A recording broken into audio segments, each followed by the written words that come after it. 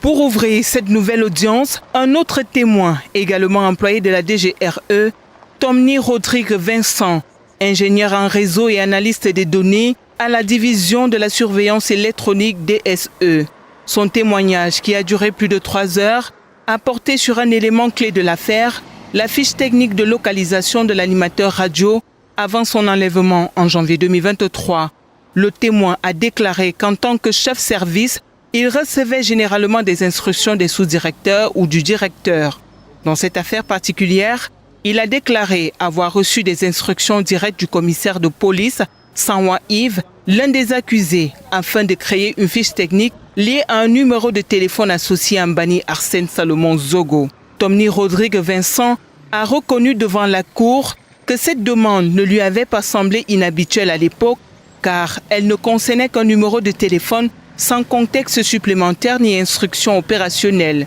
Il a également expliqué qu'au sein des services de renseignement, recevoir un numéro à des fins de localisation n'était pas nécessairement alarmant et qu'il n'avait commencé à avoir des soupçons que plusieurs jours plus tard, après la découverte des restes du chef de chaîne d'amplitude FM, puis lorsque les machines de son bureau avaient été saisies. Selon le témoin, une réunion a alors été convoquée par la responsable du service au cours de laquelle elle a informé le personnel que des traces du numéro de téléphone de Mbani Arsène Salomon Zogo avaient été trouvées sur leur système de suivi. Elle a ensuite interrogé les membres du personnel individuellement et c'est au cours de ce processus qu'il a révélé avoir agi sur les instructions reçues du commissaire Sanwa Yves.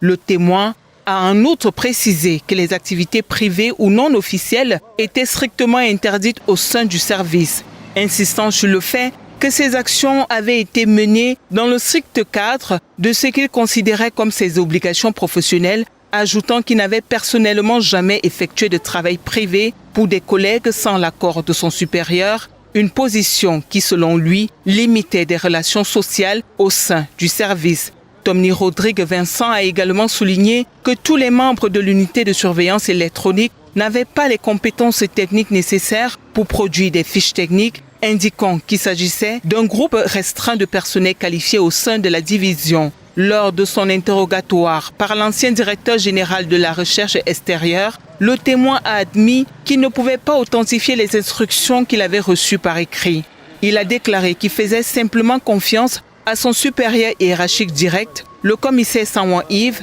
et qui suivait les instructions données. Interrogé par Justin Danoué sur la question de savoir si une fiche technique telle que celle qu'il avait produite pouvait permettre l'interpellation ou l'arrestation d'une cible sans l'intervention d'autres services de sécurité, le témoin a répondu qu'il ne pouvait pas répondre, précisant que de telles décisions ne relevaient pas de sa compétence. Le commissaire Sanwa Yves, accusé, a ensuite pris la parole pour interroger directement le témoin. Il lui a demandé si s'était déjà rencontré pour un travail privé avant cette affaire, ce à quoi le témoin a répondu par la négative. Il a également confirmé qu'il n'avait reçu aucune instruction supplémentaire au-delà de la production du plan de localisation. L'audience a été suspendue pour 30 minutes à 15 heures, clôturant le passage à la barre de ses témoins. À la reprise de l'audience, le tribunal a appelé à la barre le témoin suivant, Bidias Amoussouri Jr., lui aussi personnel de la DSE au sein de la DGRE.